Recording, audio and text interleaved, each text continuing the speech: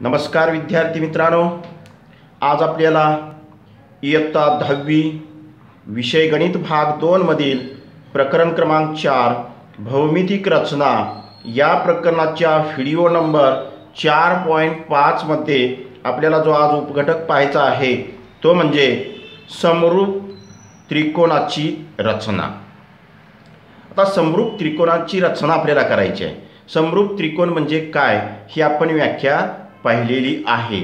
ज्या त्रिकोणांमध्ये संगत बाजू प्रमाणात असतात आणि संगत कोण एकरूप असतात अशा त्रिकोणांना समरूप त्रिकोण असे म्हणतात। ही व्याख्या आपण अभ्यासलेली आहे आणि या दोनच गोष्टींचा उपयोग करून आपल्याला या ठिकाणी समरूप त्रिकोणांच्या रचना करायच्या आहेत। ओके, आता या ठिकाणी बघा, दोन समरूप त्रिकोणांपैकी एका त्रिकोणाच्या बाजू आणि दुसऱ्या त्रिकोणाच्या संगत बाजू यांचे गुणोत्तर दिले असता दुसरा त्रिकोण काढणे। ओके, म्हणजे दोन समरूप त्रिकोणांच्या पैकी जर एका त्रिकोणाच्या आपल्याला तिन्ही बाजू दिली असतील, बरोबर, त्याचबरोबर दुसऱ्या त्रिकोणाच्या संगत बाजू यांच्यामध्ये असणारं जे काही गुणोत्तर दिलं असेल त्यावेळी दुसरा त्रिकोण कसा काढायचा ही आपल्याला रचना करायची आहे। आणि ही रचना करत असताना त्याच्यामध्ये दोन प्रकार पडतात। पहिला म्हणजे एकही शिरोबिंदू सामायिक नसताना, म्हणजे दिलेल्या दोन त्रिकोणामध्ये एकही शिरोबिंदू सामायिक नसतो, सारखा नसतो, त्यावेळी कशी रचना करायची। आणि दुसरा प्रकार म्हणजे एक शिरोबिंदू सामायिक असताना दिलेल्या दोन समरूप त्रिकोणांच्या मध्ये जर एक शिरोबिंदू सामायिक असेल तर त्यावेळी त्रिकोणांची रचना कशी करायची या गोष्टींचा आपल्याला या ठिकाणी अभ्यास करायचा आहे। तर चला तर मग पाहूया आपण समरूप त्रिकोणाच्या रचनेचा पहिला प्रकार या ठिकाणी मी लिहिलेला आहे। एकही शिरोबिंदू सामायिक नसताना समरूप त्रिकोणाची रचना कशी करायची, तर त्याच्यासाठी मी या ठिकाणी उदाहरण हे पहिले घेतलेलं आहे। काय उदाहरण आहे? त्रिकोण ABC समरूप त्रिकोण PQR।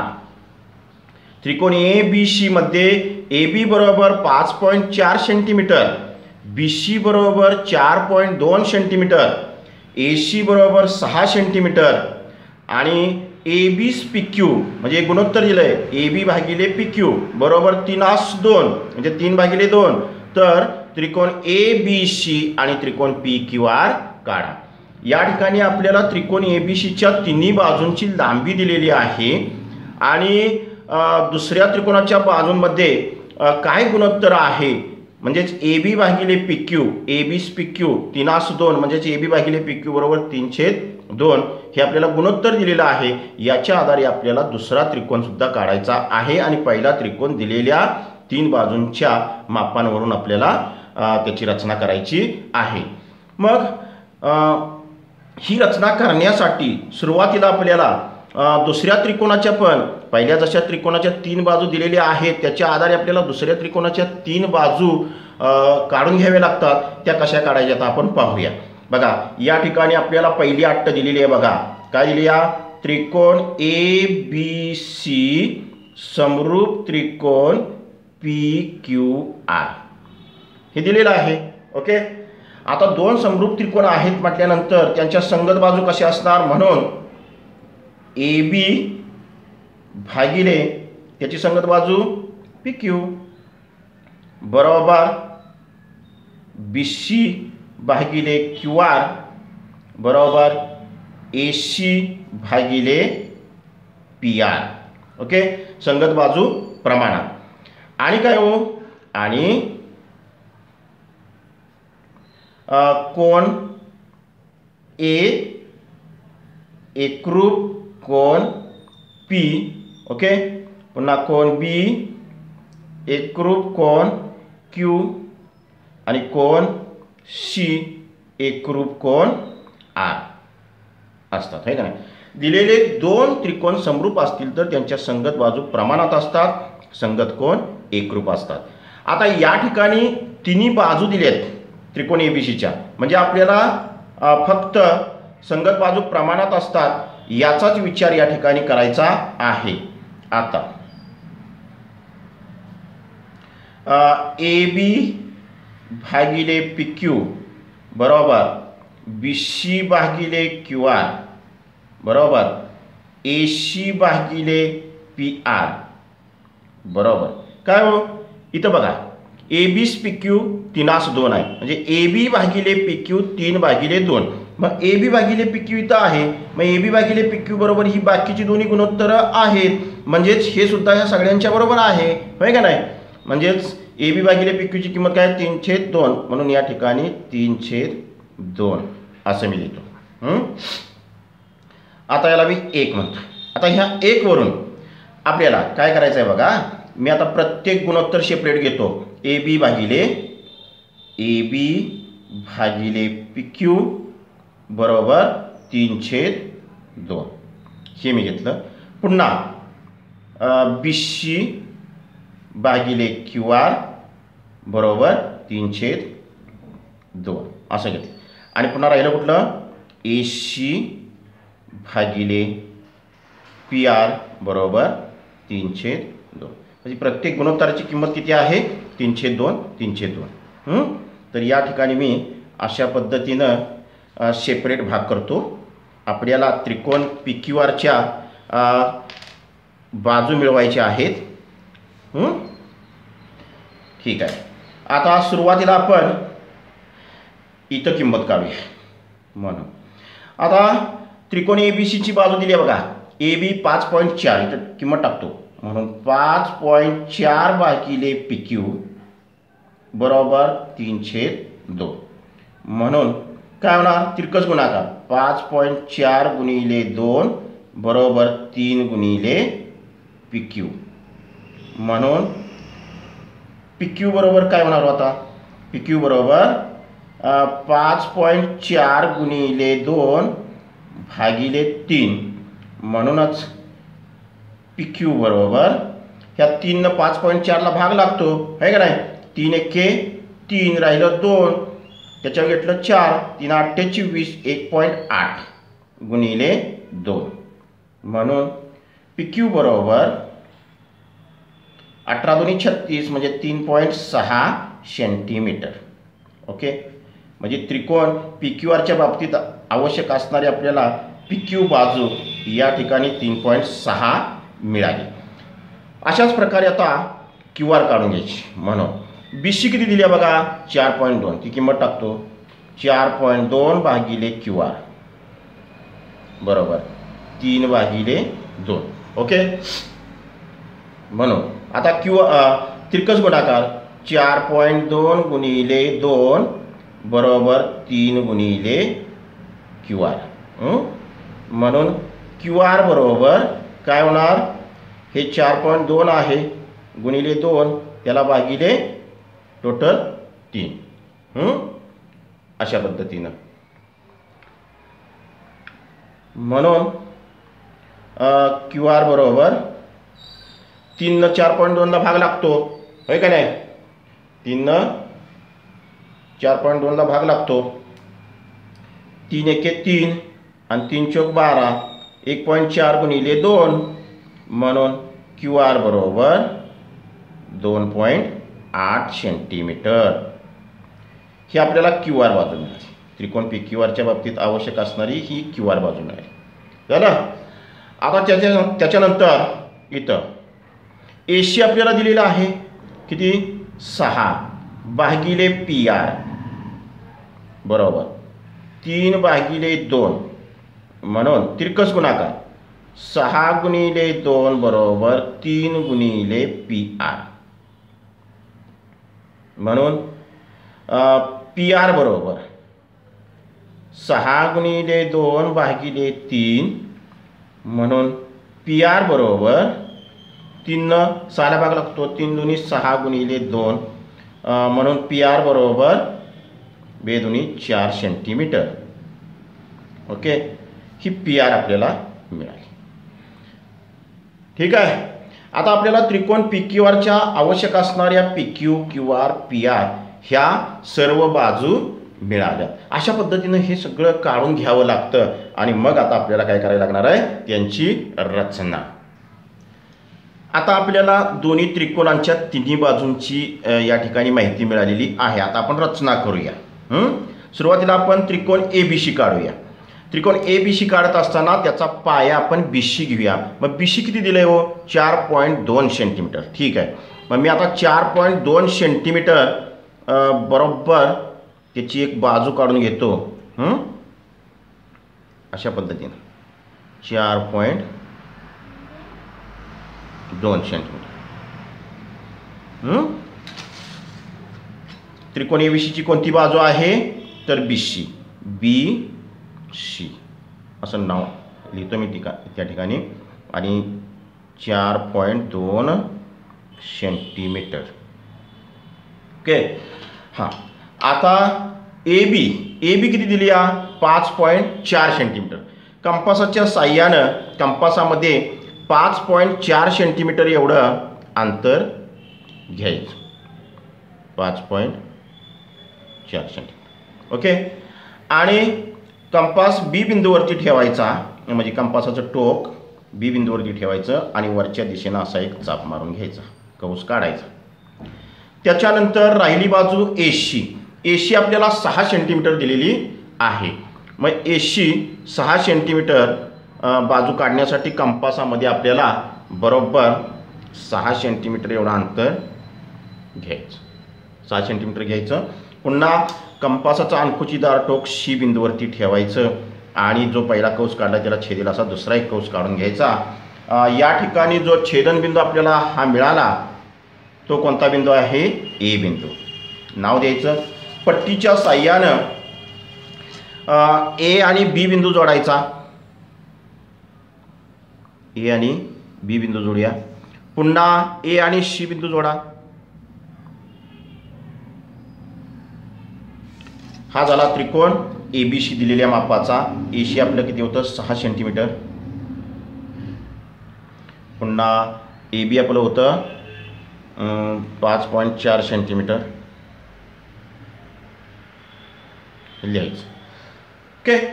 आता हा झाला त्रिकोण ABC. त्याला समरूप असणारा दुसरा त्रिकोण आपल्याला काढायचा आहे PQR. मग बाजू BC आपण पाया घेतलेला होता. मग त्रिकोण PQRचा पाया कोणता घेऊया, QR. मग QR किती आहे बघा, आता इथं आपण काढलेली आहे माहिती. QR 2.8.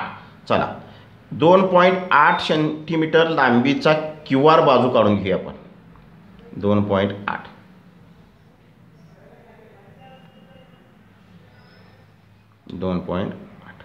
ओके.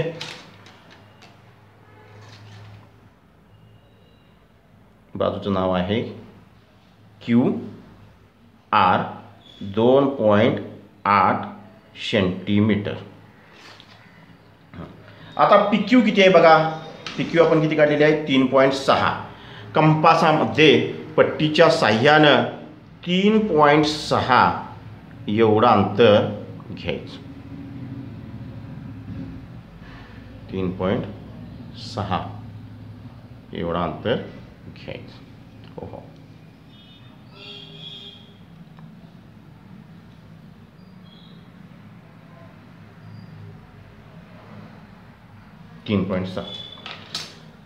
बाजू PQ. मग इथं माहिती असणारा बिंदू कोणता आहे, Q बिंदूवरती कंपासाचं टोक ठेवायचं. अशा दिशेने एक कंस काढून घ्यायचा. पुन्हा राहिली बाजू PRची लांबी किती आहे बघा, PR या ठिकाणी 4 सेंटीमीटर काढलेली आहे आपण. मग 4 सेंटीमीटर एवढं अंतर पुन्हा कंपासात आपल्याला पट्टीच्या साह्यानं घ्यायचं.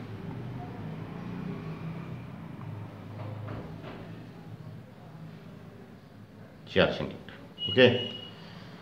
पुन्हा R बिंदूवरती कंपासाचं टोक ठेवा आणि वरच्या दिशेनं पहिला काढलेला कंस त्याला छेदेल असा दुसरा कंस काढा. या ठिकाणी आपल्याला हा छेदनबिंदू मिळतो. तो छेदनबिंदू म्हणजेच आपला P बिंदू. P आणि Q जोडा. P आणि Q बिंदू जोडा. पुन्हा P आणि R बिंदू जोडा. हा झाला त्रिकोण PQR ज्याची बाजू पी आर किती आहे 4 सेंटीमीटर इथं लिहून टाकतो. त्यानंतर बाजू पी क्यू आहे 3.6 सेंटीमीटर. ओके, हे झाले दोन समरूप त्रिकोण. समरूप त्रिकोण झाले बघा. आकाराने सारखे, मापाने भिन्न असे हे दोन समरूप त्रिकोण. अशा स्वरूपात आपल्याला एकही शिरोबिंदू सामायिक नसताना समरूप त्रिकोणांची रचना करता येते. लक्षात आलं तुमच्या? या ठिकाणी तिन्ही बाजू त्रिकोण एबीसीच्या दिलेल्या होत्या. त्याच्या आधारे दिलेल्या गुणोत्तराचा उपयोग करून आपण त्रिकोण पी क्यू आरच्या बाजू काढून घेतल्या. ह्या काढून आपल्याला घ्यावे लागतात आणि नंतरच त्यांची रचना करावी लागते. ठीक आहे, हे उदाहरण तुम्हाला समजलं. चला आणखी एक आपण उदाहरण घेऊया, म्हणजे ही रचना आपल्याला पूर्णपणे व्यवस्थित समजेल. चला तर मग या ठिकाणी मी असं हे दुसरं उदाहरण घेतलेलं आहे. त्रिकोण आर एस टी समरूप त्रिकोण एक्स वाय झेड. त्रिकोण आर एस टी मध्ये आर एस बरोबर 4.5 सेंटीमीटर, कोण आर एस टी बरोबर 40 अंश, एस टी बरोबर 5.7 सेंटीमीटर आणि आर एस भागिले एक्स वाय बरोबर 3/5. तर त्रिकोण आर एस टी व त्रिकोण एक्स वाय झेड काढा. असे आपल्याला दोन त्रिकोण काढायला सांगितलेले आहे. सुरुवातीला या ठिकाणी कोणते दोन त्रिकोण समरूप दिले ते लिहून घ्यायचे. त्रिकोण आर एस टी समरूप त्रिकोण एक्स वाय झेड. म्हणून काय येणार? आर एस भागिले एक्स वाय संगत बाजू प्रमाणात बरोबर एस टी भागिले वाय झेड बरोबर आर टी भागिले एक्स झेड. डायरेक्ट लिहूया बरोबर आर एस भागिले एक्स वाय. आर एस भागिले एक्स वाय किती दिले? 305. म्हणजे ही सगळी गुणोत्तर काय आहे? बरोबर 305. ओके, आता याच्यावरून आपण आपल्याला त्रिकोण आर एस टीमध्ये दोन बाजू दिले आहेत बघा, आर एस आणि एस टी. आर एस आणि एस टी ह्या दोन बाजू दिलेल्या आहेत. तेवढीच फक्त दोन गुणोत्तर आपण घेऊन किंमती काढल्या तरी चालतात. आता आपण काय करूया, आर एस भागिले एक्स वाय बरोबर 3/5 आणि दुसरं गुणोत्तर आपण काय घेऊया, एस टी भागिले वाय झेड बरोबर 3/5. अशा पद्धतीनं ह्या फक्त आपल्याला दोनच बाजू हव्या आहेत त्या काढून घेऊया. म्हणून या ठिकाणी आर एस दिलेला आहे 4.5 भागिले एक्स वाय बरोबर 3/5. म्हणून तिरकस गुणाकार 4.5 गुणिले 5 बरोबर 3 गुणिले एक्स वाय. म्हणूनच एक्स वाय बरोबर काय होते हो, 4.5 गुणिले 5 भागिले 3. म्हणून एक्स वाय बरोबर 3 4.5ला भाग लागतो म्हणजे 15 त्रिक 45 म्हणजे 1.5 गुणिले 5. म्हणून एक्स वाय बरोबर 15×5 = 75 म्हणजे 7.5 सेंटीमीटर. हे आपल्याला एक्स वाय बाजू मिळाली. आता याच्यावरून वाय झेड काढूया. म्हणून आता एस टीची लांबी दिली आहे 5.7 भागिले वाय झेड बरोबर 3/5. म्हणून तिरकस गुणाकार 5.7 गुणिले 5 बरोबर 3 गुणिले वाय झेड. म्हणून वाय झेड बरोबर काय होणार, 5.7 गुणिले 5 भागिले 3. म्हणून वाय झेड बरोबर 3 आता 5.7ला भाग लागतो, 3 एके 3 राहिलं 2 त्याच्यावर 7 3 9 27. 19 त्रिक 57 1.9 गुणिले 5. म्हणून वाय झेड बरोबर 19 5 95 म्हणजे 9.5 सेंटीमीटर. ओके, अशा पद्धतीनं वाय झेडची पण आपल्याला लांबी मिळाली. तसेच या ठिकाणी आणखी काय दिले बघा आपल्याला, तसेच दोन त्रिकोण समरूप असतील तर त्यांचे संगत कोण कसे असतात, एकरूप असतात, संगत बाजू प्रमाणात असतात. मग इथं बघा कोण RST, कोण RST बरोबर आपल्याला किती दिलेलं आहे, 40 अंश दिलेला आहे, दिले आहे होय का नाही, दिले आहे. परंतु कोण RST एकरूप कोण कुठला हो, कोण RST एकरूप कोण XYZ, म्हणजे S ला कोण कोणता एकरूप आहे, Y, म्हणून XYZ, म्हणजे दोन कोण एकरूप आहेत. RSTचं माप 40 आहे, म्हणून कोण XYZ बरोबर किती आलं, 40 अंश, म्हणजे ही आपल्याला किंमत मिळाली. ओके, तर याच्या आधारे आपल्याला काय करायची, यांची रचना करून घ्यायची. ओके, आता या ठिकाणी आपल्याला त्रिकोण XYZच्या बाबतीत आवश्यक असणाऱ्या दोन संगत बाजू काढलेल्या आहेत आणि आवश्यक असणारा RSTशी संगत असणारा कोण की जो XYZ त्याची सुद्धा आपण अंशात्मक माप या ठिकाणी मिळवलेला आहे. आता आपण रचना करूया. सुरुवातीला त्रिकोण RST काढून घेऊया.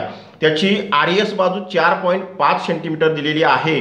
पट्टीच्या साह्यानं मी 4.5 सेंटीमीटर ही बाजू सुरुवातीला काढून घेतो, म्हणजे पाया समजतो. RS 4.5 okay. RS 4.5 centimetre. Okay, आता पुढची बाजू RS झाली. आणखी कुठली दिली आहे, ST. STची लांबी दिली आहे 5.7 सेंटीमीटर. किंवा अगोदर आपण काय करूया, कोण काढून घेऊया. कोण कुठला दिलेला आहे, RST म्हणजे S कोणाचं माप दिलेलं आहे आपल्याला, RST म्हणजे S कोण बरोबर S ला कोण मापकाचा मध्यबिंदू असा जुळवून घ्यायचा. जुळवल्यानंतर S पासून ह्या कोणाची बाजू जी आहे ती डावीकडल्या कोण मापकाच्या डावीकडे जुळलेली आहे, म्हणजे डावीकडून आपण त्याचं माप मोजायला सुरुवात करायची. 0, 10, 20, 30 आणि 40. ओके, तर या ठिकाणी तो आपल्याला बिंदू मिळतो 40 अंशाचा. मग पट्टीच्या साह्यानं मिळालेला बिंदू आणि S बिंदू याच्यातून जाणारा आपण एक किरण काढून घ्यायचा. अशा पद्धतीने एक लांब किरण काढून घ्यायचं. आणि हा किती अंशाचा कोण इतर झाला, 40 अंशाचा ते लिहायचं. त्याच्यानंतर पट्टीच्या साह्यानं कुठली बाजू दिली आहे, ST. कुठली बाजू दिली आहे, ST. किती आहे, 5.7. पट्टीवरती बरोबर आपण कंपासात 5.7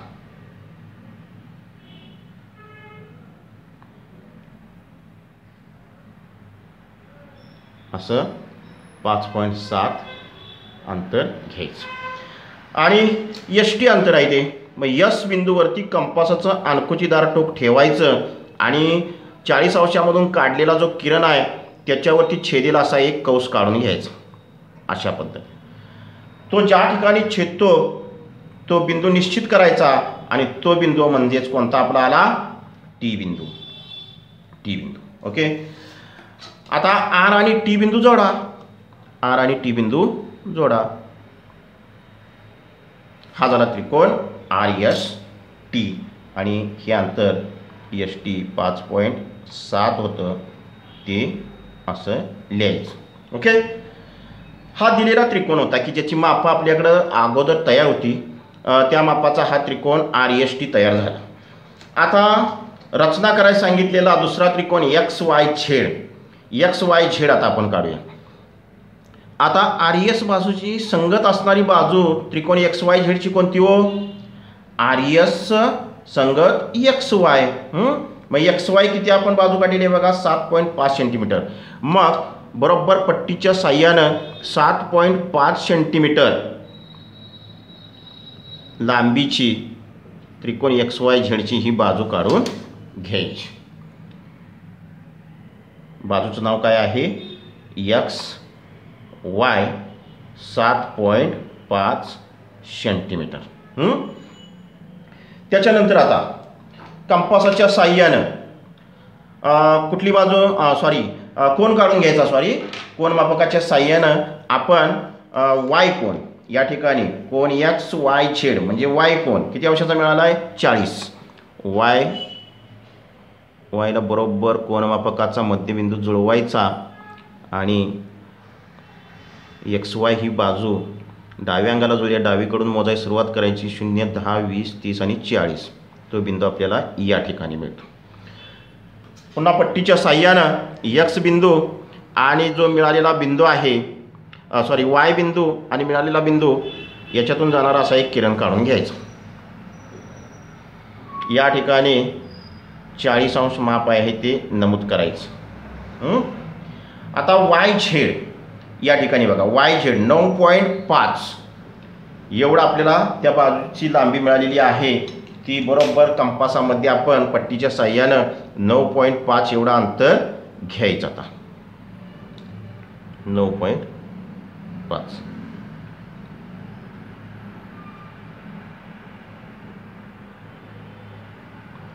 ओके हे झालं 9.5 अंतर. त्याच्यानंतर कंपासाचं टोक हे वाय बिंदूवरती ठेवायचं आणि काढलेला किरण आहे त्याच्यावरती छेदेल असा एक चाप मारून घ्यायचा. चाप मारून घेतल्यानंतर तो ज्या ठिकाणी त्या किरणावरती छेदतो त्या बिंदूला नाव द्यायचं एक्स वाय झेड.